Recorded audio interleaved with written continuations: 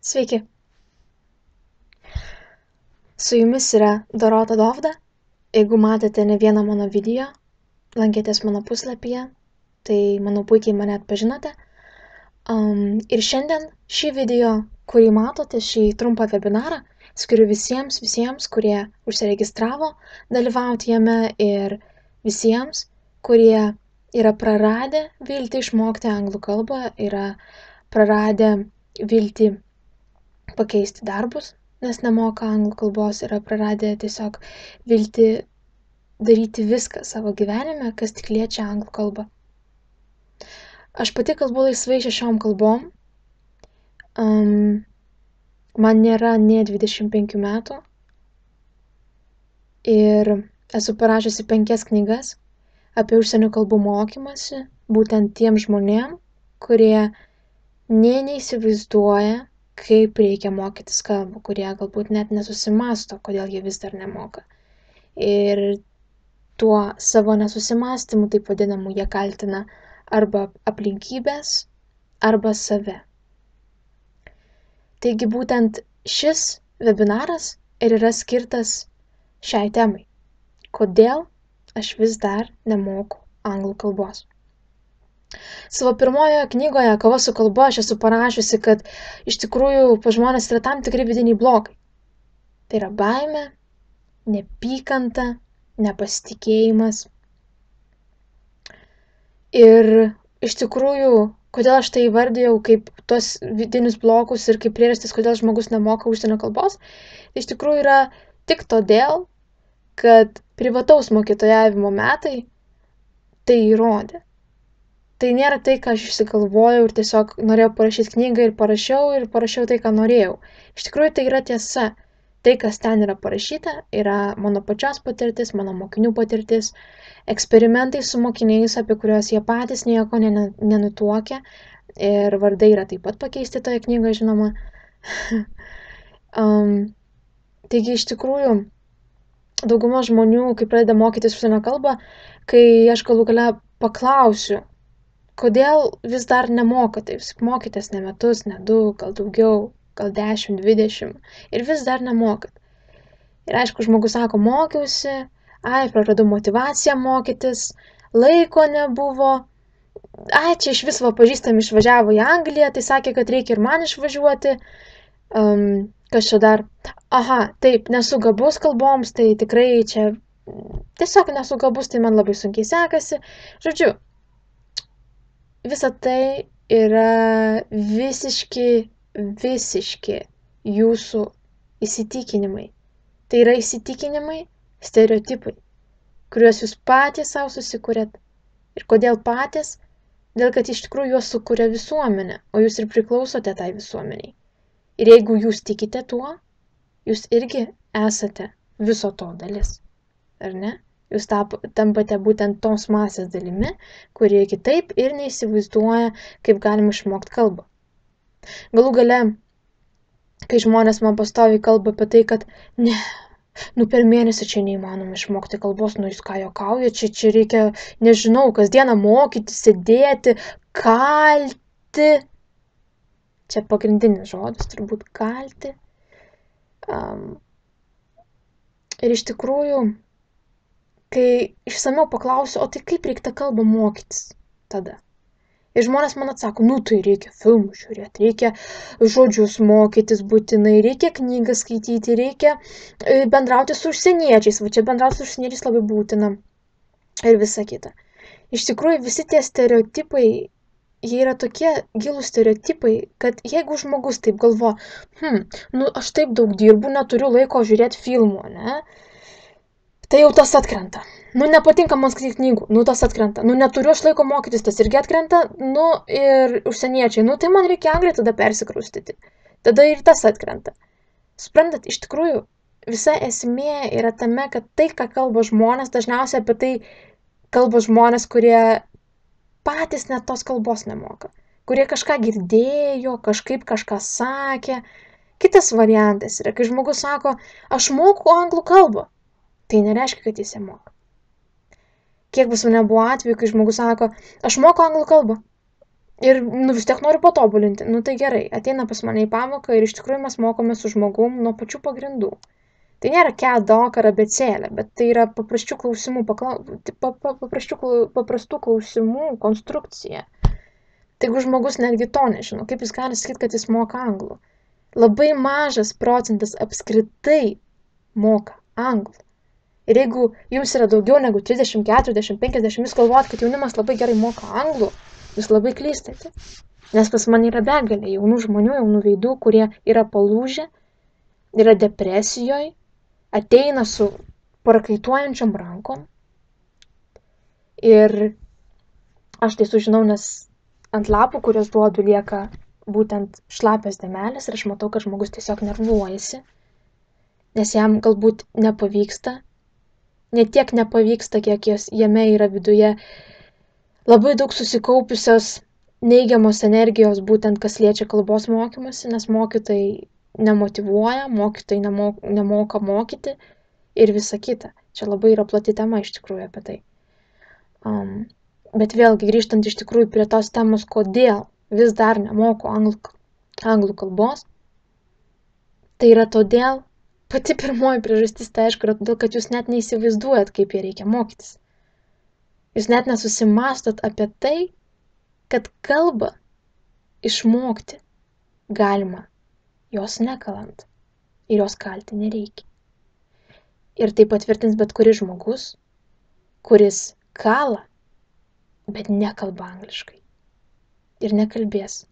Nes kalimas jisai yra trumpalaikis. Ir manau visi, kas mane girdit, klausot, žinot tai kam tada kartoti tą klaidą? Taigi visų pirma, jūs nemokat anglų kalbos, nes jūs nežinot, kaip ją mokytis. Jūs net neįsivaizduojat, kad galima ją išmokti paprastai, lengvai, be jokių taip vadinamų parkių. Viskas yra paprasta. Ir netgi, kai jūs prisiperkat knygų, vadovėlių, pamokų galbūt internete, jūs vis dar neišmokstat, jūs galvojat, kad jūs neturit gabumų, čia tas išmoko, aš niekaip negaliu. Vėlgi, tai yra sistemos trūkumas. Jūs neturit sistemos ir niekas jums to neparodo. Ir tai nėra jūsų kaltė. Tai yra tų žmonių, kurie jūs mokė kažkuria prasme kaltė. Ir viskas. Jūs nieko kalti. Čia tas pats, kas yra mokykla, yra mokinys ir yra mokytojas. Yra labai kvaila sakyti, kad viskas priklauso nuo mokytojo. Tai yra kvaila labai sakyti, kad viskas priklauso nuo mokinio. Nes visi mokytojai taip ir kartoja, tie, kurie nėra geri mokytojai. Jie sako, viskas priklauso nuo mokinio. Mokinys nesimoko, aš negaliu mokyti. Iš tikrųjų, kai aš vesdavau pamokas, tiksliau paskaitas, Vilniaus mokyklos ir Vilniaus gimnazijose, kai buvo prieš mane 100-200 vaikų, jie visi buvo paaugliai ir prieš prasidedant paskaitai jie visi šūkavo, rėkavo ir darė, ką tik tais norėjo. Ir aš galėjau pasakyti, čia vaikai laukiniai, čia jetau, ką čia daryti su laukėje, 21 amžius, kompiuteriai ir taip toliau. Aš galėjau nusimti atsakomybę nuo savęs. Bet kadangi mokytojavimas yra iš tikrųjų mano aistra, tai yra mano pašaukimas. Tie vaikai, kurie manęs klausė, jiems neužteko to, ką jie išgirdo, jie norėjo dar. Ir kai mes eidavom prašyti pas pavaduotoją, kad neipratęstų mums kažkokį tai laiko tarpą, visi mokytojai labai susigūždavo, kad oi, kaip čia taip įmanoma, kaip čia taip galima trukdyti pamokų laiką. Ir visa kita. Tai iš tikrųjų, ką aš tam noriu pasakyti? Aš noriu pasakyti, kad visa sėkmė jūsų mokymėsi priklauso ne nuo jūsų kaip jūsų, o nuo jūsų mokytojo. Ir jeigu mokytojas jūs išmoko mąstymo, o ne kalimo, tuomet viskas yra gerai. Bet jeigu mokytojas išmoko kalbą ją kaldamas, jis to kalimo mokys ir jūs, nes jis kitaip neįsivaizduoja, kaip tą kalbą galima mokytis. Ir tai yra gana logiški dalykai. Iš tikrųjų yra dar, aišku, keletą, būtent stereotipų, tai yra nesu gabus. Neturiu gabumų išmokti kalbą. Niekada gyvenime nebuvau gabus, vaikystėje mokykla, vidurinė mokykla, universitetas, va dabar dar bereikia anglų, bet ką daryti, dabar jau reikia mokytis, ne? Nes durnas buvau, nesimokiau mokyklų, nežinau, ką ten dariau. Ir tai yra pastoviai, aš tą girdžiu tiesiog kiekvieną dieną, kad buvo kažkas, o dabar jau yra ta, žinot, aklavietė, kai aš jau nebegaliu trauktis, jau viskas. Arba išmokstu, arba neuždirbu daugiau pinigų. Turiu 2 pasirinkimus.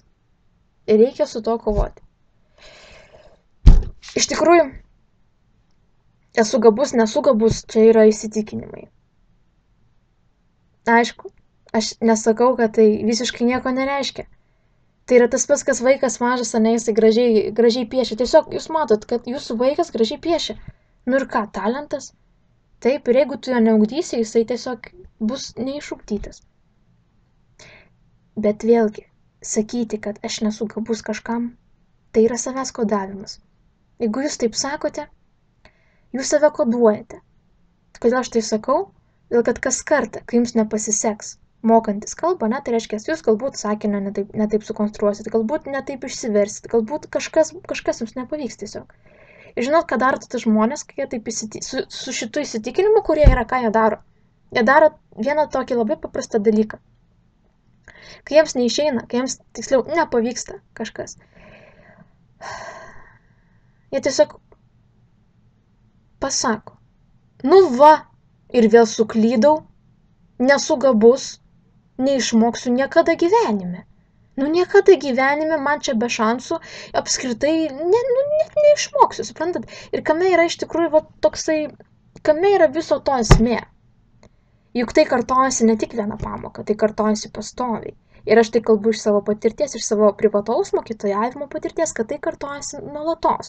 Tai reiškia, jeigu jūs kartojate savo ir mokytojų, galbūt visiems aplinkiniam žmonėm, kad aš nemoku angliškai, nu nes aš neturiu gabumų, o vat jinai, vat pavyzdžiui, aš esu tiesiog gimusi kalbą mokėti, aš tiesiog gimiau jau tas 20 kalbų mokėdama.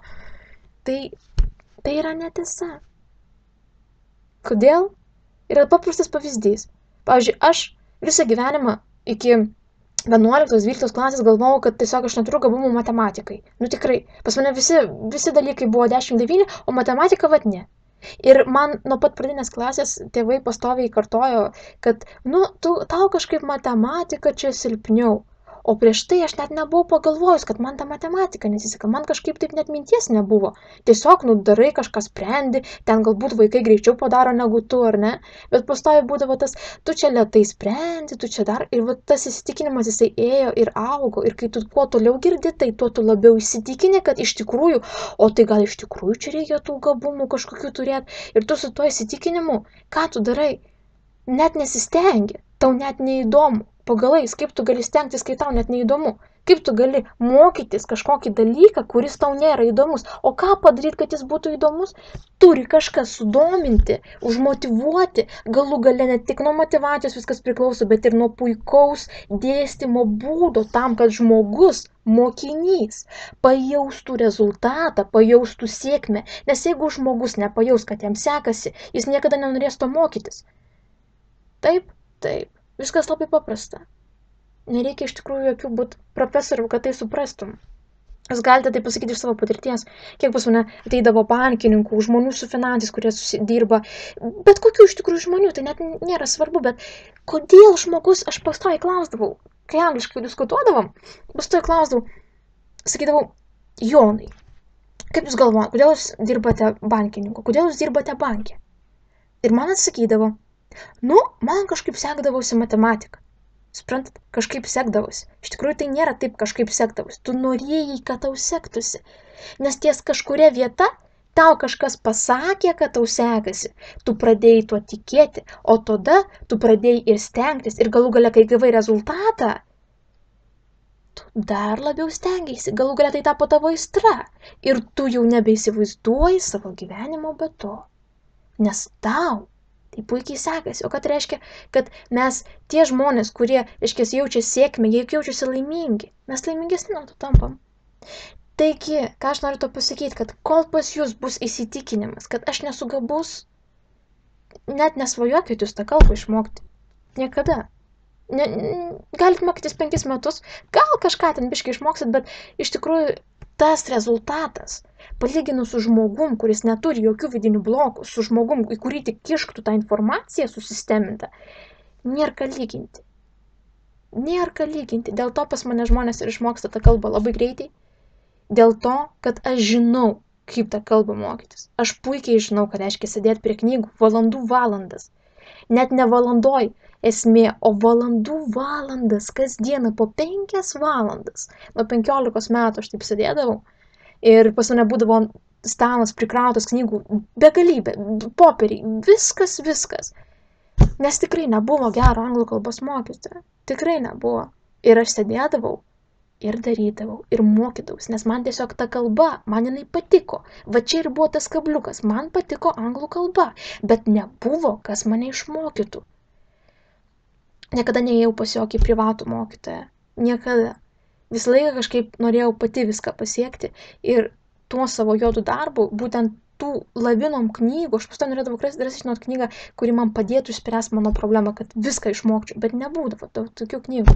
Kiek perki, atrodo, nesupranti, ką ten rašo. Ir iš tikrųjų nesuprasdavau. Nes kažkurio momentu galvodavau, ar čia durna, ar kas čia vyksta su viskuo, nes investuoji į save, sėdi begalę laiko, išnaudoji resursus visus ir nieko.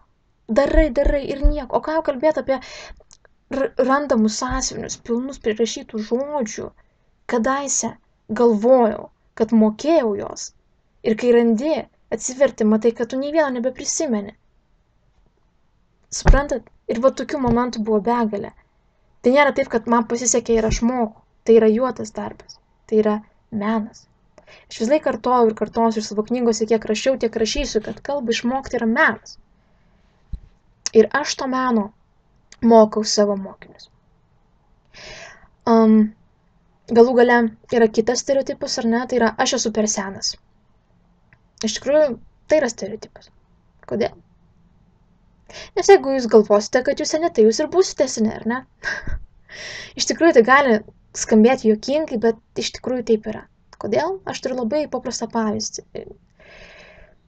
Prieš keletą metų iš tikrųjų aš labai susimaščiau, kodėl seni žmonės, aišku, kodėl seni žmonės tai sako, tai yra normalu, senas žmogus jis taip ir sakys, aš senas, man čia blogai viskas, aš senas.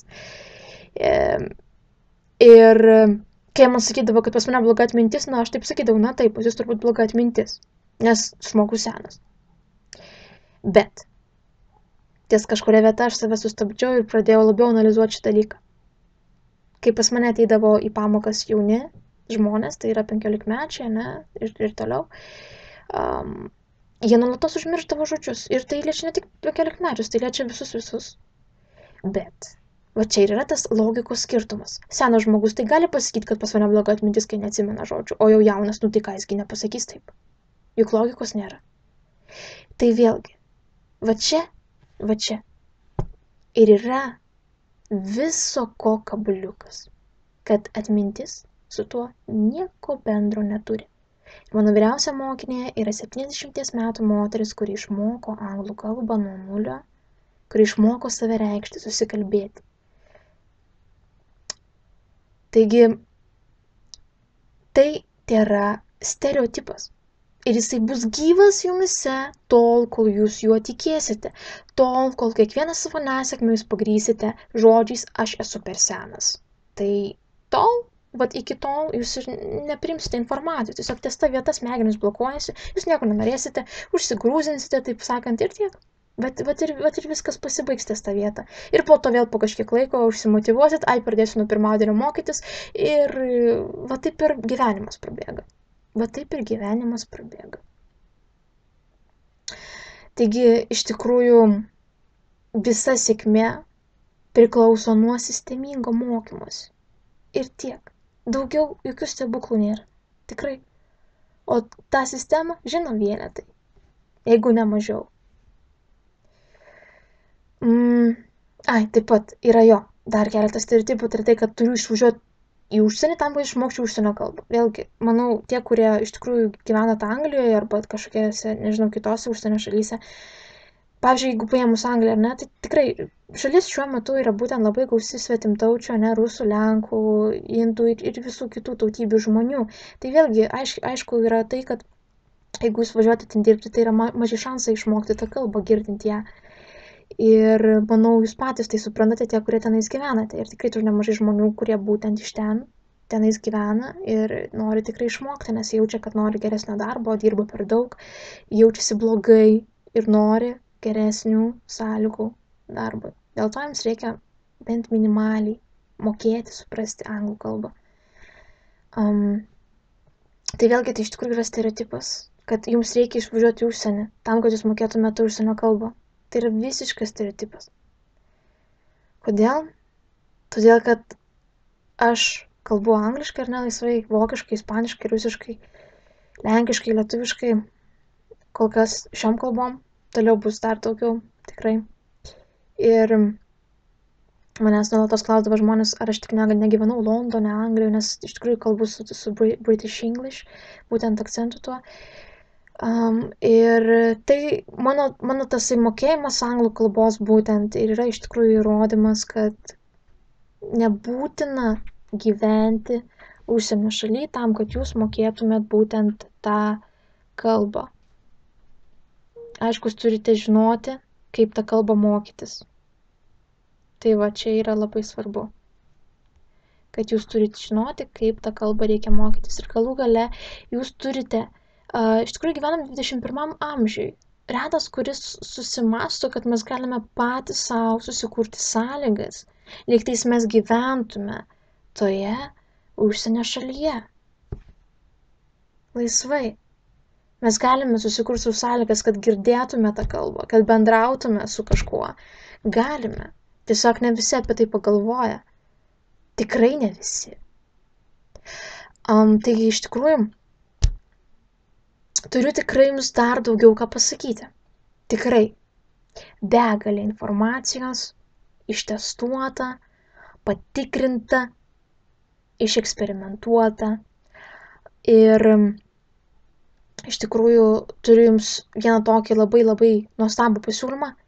Tie žmonės, kurie būtent mato mane šiuo metu, ar ne, jūs turite vieną labai puikią progą sudalyvauti ypatingame pasiūlyme, kuris iš tikrųjų galios, to jums pasakysiu kiek.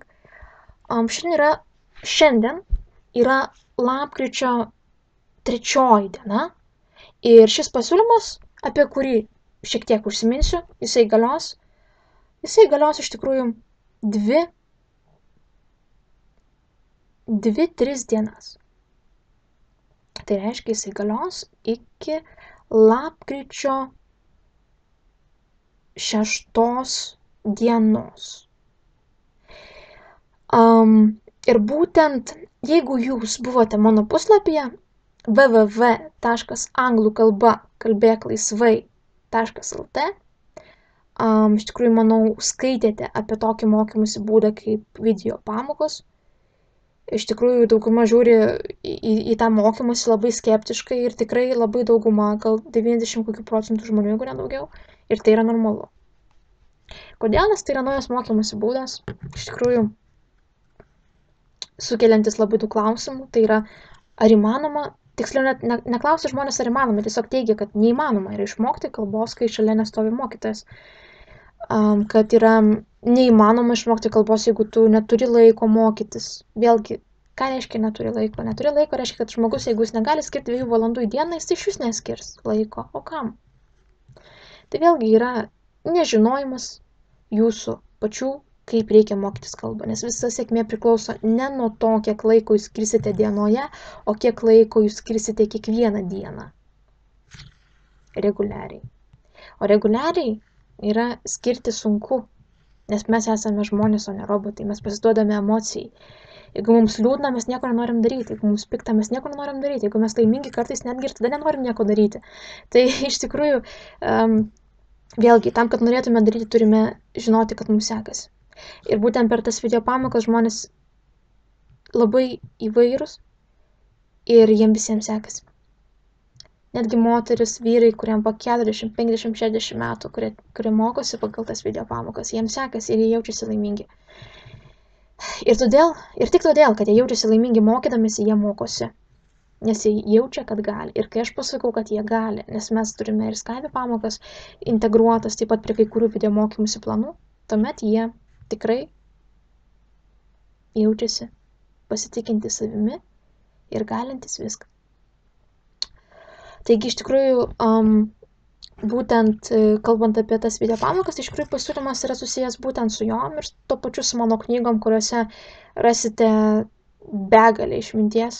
Iš tikrųjų begalė išminties. Tai yra laiko patikrinta informacija, eksperimentų patikrinta informacija.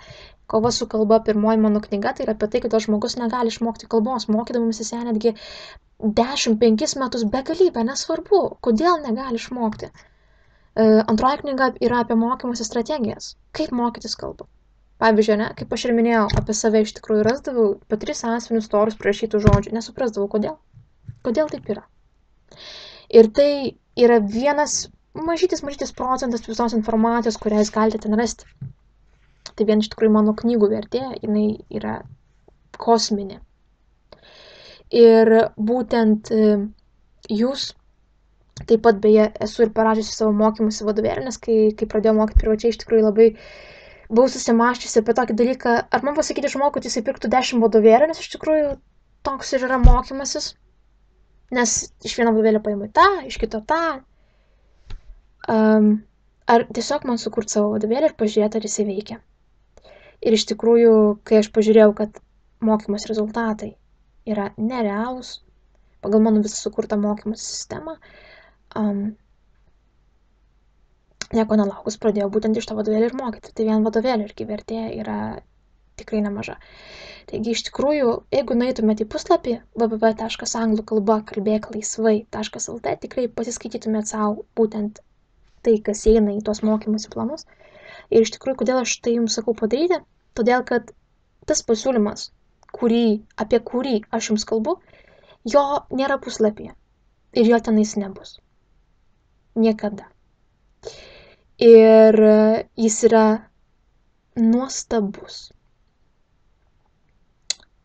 Ir būtent visi žmonės, kurie iki lapkričio 6 dienos pamatys mane būtent šiame webinare ir kurie iš tikrųjų norės mokytis, norės pagaliau išpildyti savo ilgai išsvajotą svajonę, galite iš tikrųjų pridėti mane Facebook'e, Dorota Dovda.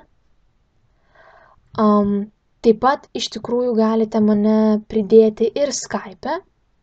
Netgi būtų kartais geriau, kad Skype'e pridėtumėt ir Skype'e mano galite rasti puslapyje www.anglų-kalba-kalbėk-laisvai.lt. Ten galite rasti kontaktai ir tuomet rasite mano Skype'ą. Ir kai rašysite į Facebook'ą ir į Skype'ą, kaip pridėsite mane į draugus ar ne, į savo kontaktus, tai tiesiog parašykite žinutę noriu ypatingo pasiūlymo. Kodėl? Todėl, kad man reikia žinoti, kurie žmonės mane iš tikrųjų matė ir begalę gaunu iš tikrųjų pakvietimų kasdieną į Facebooką, į Skype'ą ir dėl to, tam, kad būtų paprasčiau man atsirinkti žmonės, prašau, kad tokią žinutę man atsiųstumėt.